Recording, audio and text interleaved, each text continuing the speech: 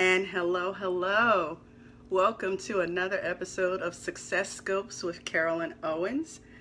Thank you for being here with me again. Hello, I knew you'd be popping in. Carolyn Farron's usually the first one to join us here. As you guys know, that's my mom. She always is here every week to support and, take in all the tips and strategies. And she always lets me know she actually tries some of the things we talk about.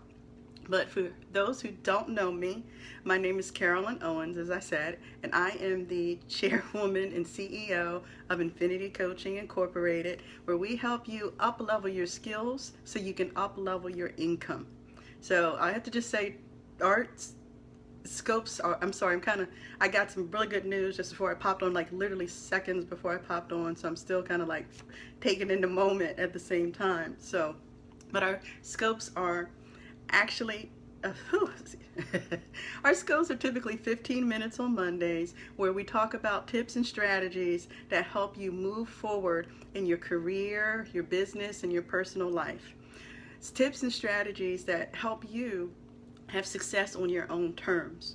And then we come back on Friday for what we call our 10-minute follow-up Friday, where we go over quickly the tips and strategies that we talked about, do a check-in, see how your week went, cover any questions, anything that's come up, and just see how the tips and strategies you implemented, how did it work for you? And so over the past couple of weeks, we've been talking about sleep deprivation. But before we do that, just so you know, like I said, I had some really good news just before we came on. And one of the programs that I recently became a part of helps me get paid for writing articles and different things. And as I find out more and more about it and how, actually making money writing articles, which has been such a dream of mine always, just to be able to write and, do something cool like that. And people that are in the group, the authors and different things. So I got news just before I came on about getting paid this month for all the writing that I was doing and everything. So when you're doing something you love, all of that doesn't matter. So to see the outcome was just a true blessing. And I'm sitting here saying, thank you, God, for that opportunity and for what's come from it. So that's why I was kind of thrown off in the beginning here, because I literally got the news seconds before I hopped on. So I'm posting a lot about the program and the different things on my social media site.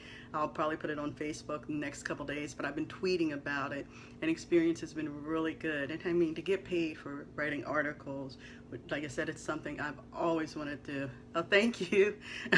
So I'm excited for that. But in our scopes, we've been talking a lot about sleep deprivation. And we spent the past couple of weeks talking about, some of the signs, because a lot of us are in denial. We don't acknowledge that sleep causes and impacts us the way it does. And you see, I started titling these scopes The Thief of the Night, because really not getting sleep, that sleep deprivation steals so much from us, but we don't even recognize it or see us. So it's like that thief, it's like that thief in the night. It creeps up on you, and over time, then it starts impacting your relationships, your career, your business, and you're just so overwhelmed, exhausted, and drained. So we had talked about 10 signs, how it could possibly showing up in your life. And we talked about 10 impacts, as I said, like how it's impacting your relationship, your career, your health, your heart, having heart issues with heart disease. And as I tell you, that's the #1 killer for women, especially African American women, with the statistics that are out there. So, and we talked about the impact, and now we started talking about some of the different strategies. And strategies, there's so many different things out there, so we're going to spend a little bit more time talking about that.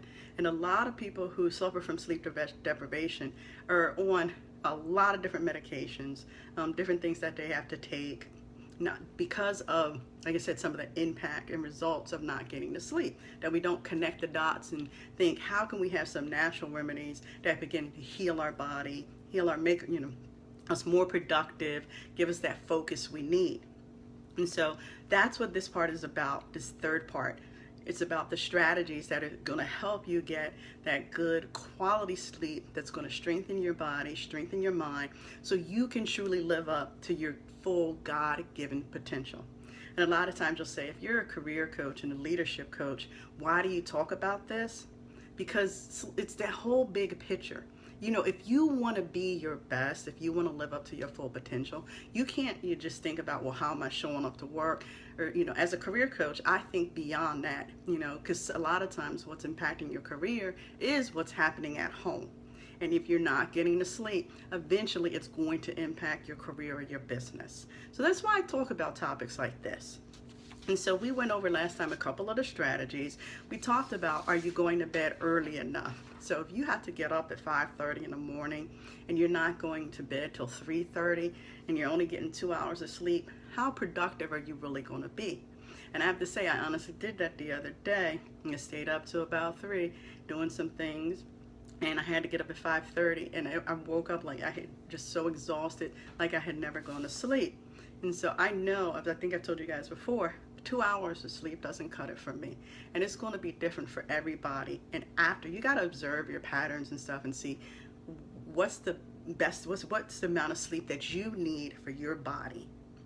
So we talked about putting your work away at least 1 hour before you go to bed. Really, it should be 2 hours. So you can kind of start disconnecting, you know, shutting down and getting yourself ready to relax. And I would, you know, that's one of the hardest things for us to do, is relax, to truly relax. I was going to therapy for my back before, and they had to do like the massage therapy to work out some of the inflammation and things that I was experiencing.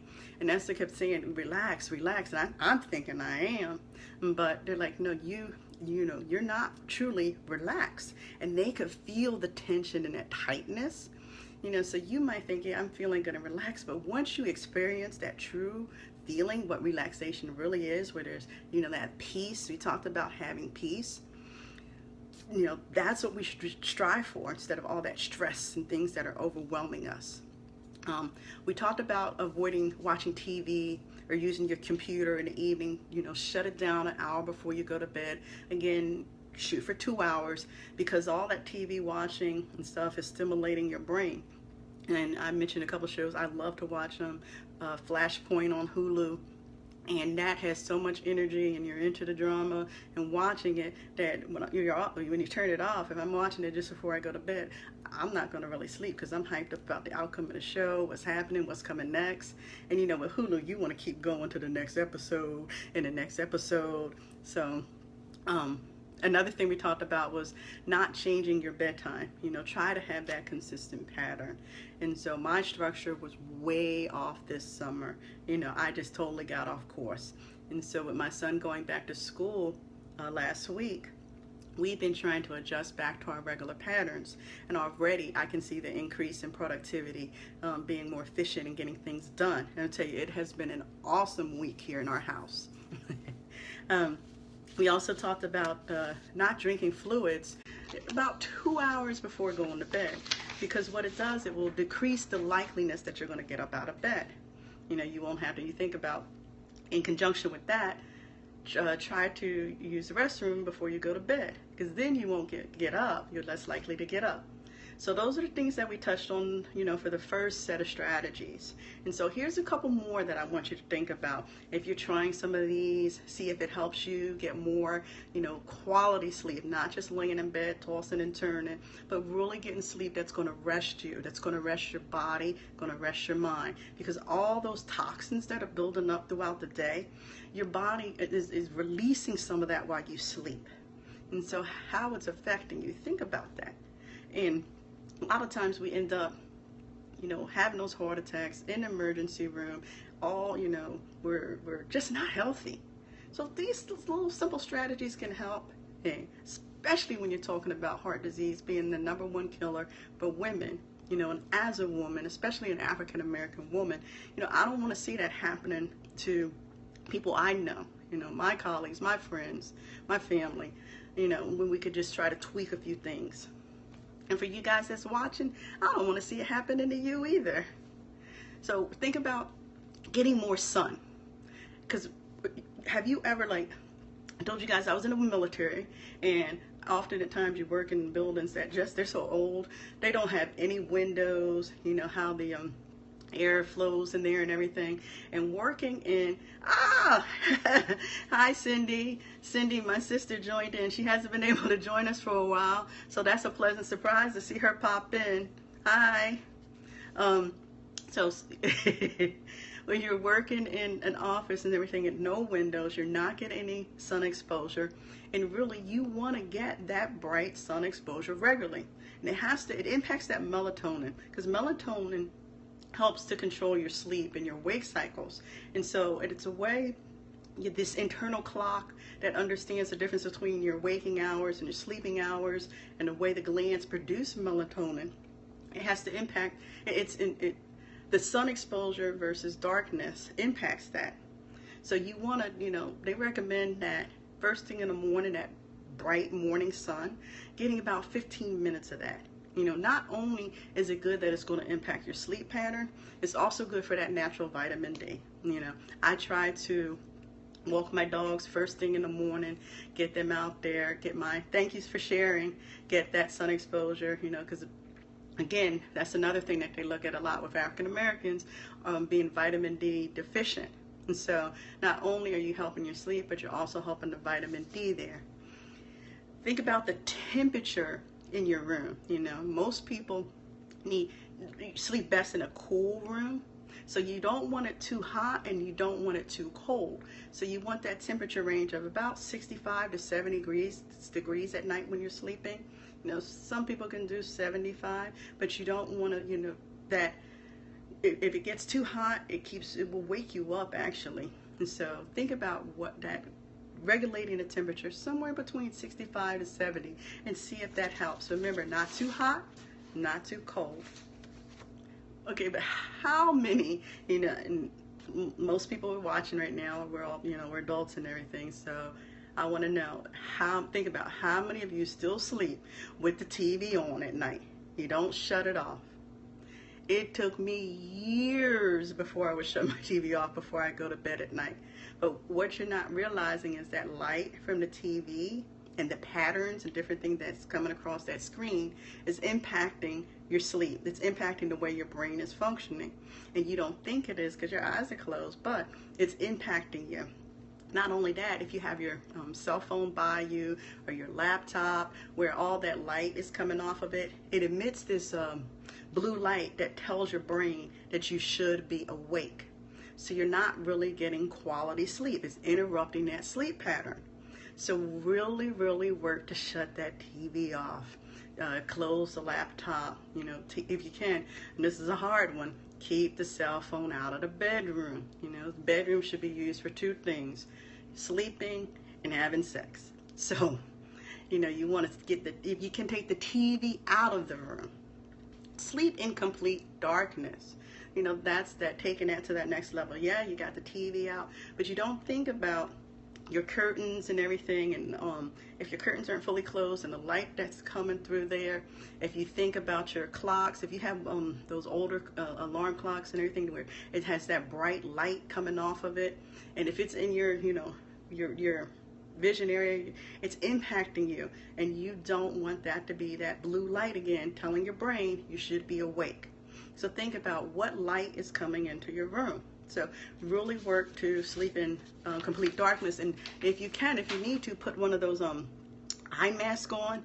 I personally cannot sleep with an eye mask because I want to know if somebody if you coming in my house, I'm gonna look at you and know that you're there. But I definitely think about if you can sleep with an eye mask, it can be very soothing too for your face. So if you can, go for it. And then also getting up in the middle of the night.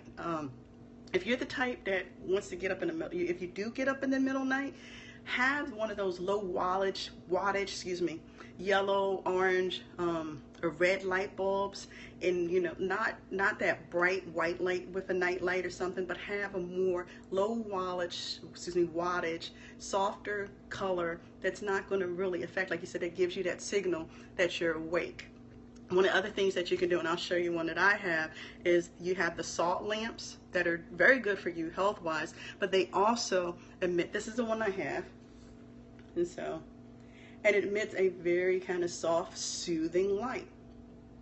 This one actually sits in my living room area, but They have smaller ones and different ones that you can use, but that light that it kind of emits off is more soothing, and it's like a yellow light as opposed to what that bright night light would be.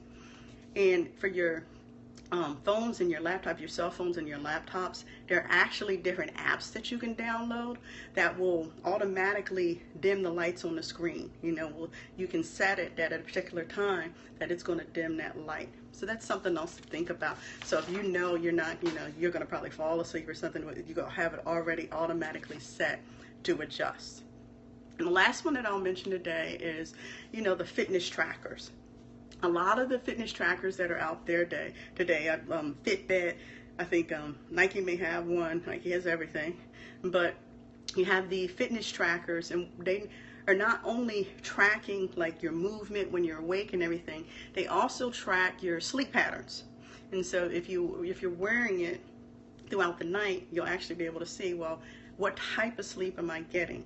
And that could really help you observing your patterns, how much time you actually spend sleeping. So take a look at that. If you have a fitness tracker, try it. Don't take it off when you go to bed. Actually wear it through the night and see what it tells you.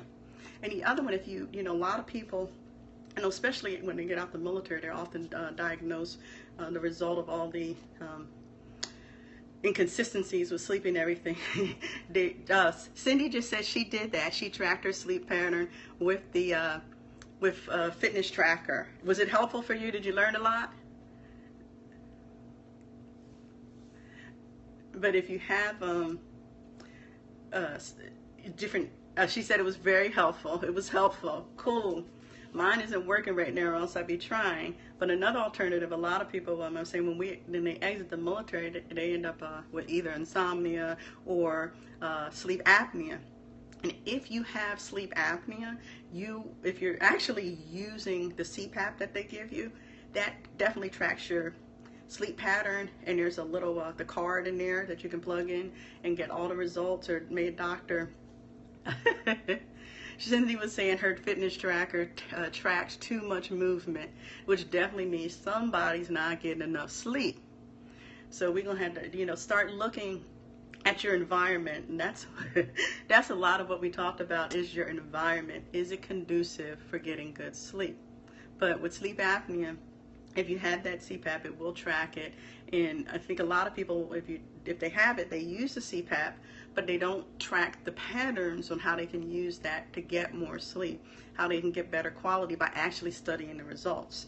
And if you have a good doctor, they should be checking those results for you. If they're not, ask them, hey, I've been coming for a couple of months. Let's do some studies and see, can you look at my results when we first started to now? Cindy's also a nurse, and she's chiming in saying exactly. You should be asking, the doctor should be telling you, is it helping you? And I will say what people don't realize is not just adults have sleep apnea, children have it as well. And typically the first thing they'll do is remove their tonsils or their adenoids, but after they remove them, you want them to do another test. You want them to look at the kids again, because just removing it doesn't guarantee that it's going to go away. So after 6 months to a year, they should retest the child to see, do they still show signs of sleep apnea? And then they would talk about putting them on a CPAP machine or different things. But most people, if they have been diagnosed with sleep apnea, they end up getting a machine, and once they start getting that sleep and their rhythm and they're breathing together while they're sleeping, the weight comes off, because a lot of people who have sleep apnea are obese, and they really show the study there between the weight gain and lack of sleep, because they're really not getting any sleep, definitely not quality sleep. So that gives you a couple strategies for this episode. The thief of that night, we got to get that out of there, so we can start getting quality life and getting better sleep, to have those quality lives that we all want.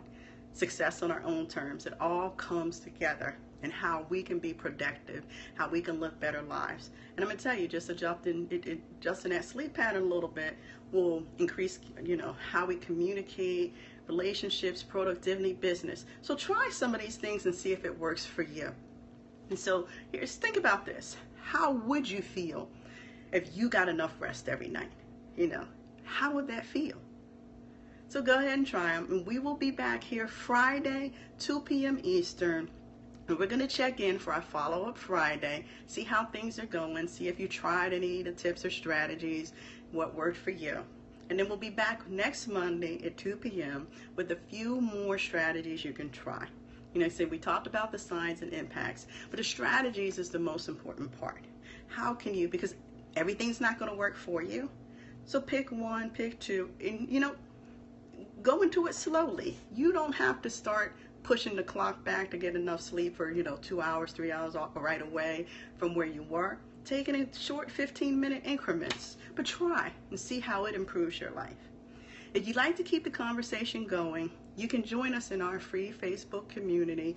It's the Infinity Coaching Community, and we got a lot of fun things that are happening right now. I'm going to share some things. We share resources, tips, strategies that really help us have that extraordinary life and that amazing career.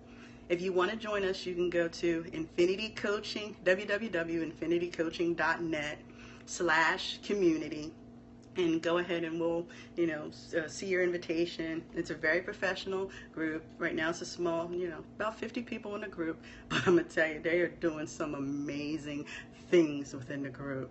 I mean, just amazing. So that's why we kind of make sure you're, invite you in. It's for business owners, for career professionals, if you're a stay-at-home parent, it's a place for you because we're there to support each other. And so you can also go to the website to find out more of exactly what happens in the group by going to infinitycoaching.net/free-community. And that tells you what we do throughout the week. If you have any questions or you just want to shoot me an email, you can find me at cowens@infinitycoaching.net. Again, I appreciate you taking out time for your day to be here with me. I truly do appreciate you. If you like what you're hearing, go tap hearts, send it out for other people to listen to. And until next time, I'll be back here Friday, 2 p.m. Eastern. Here's to your success. See ya.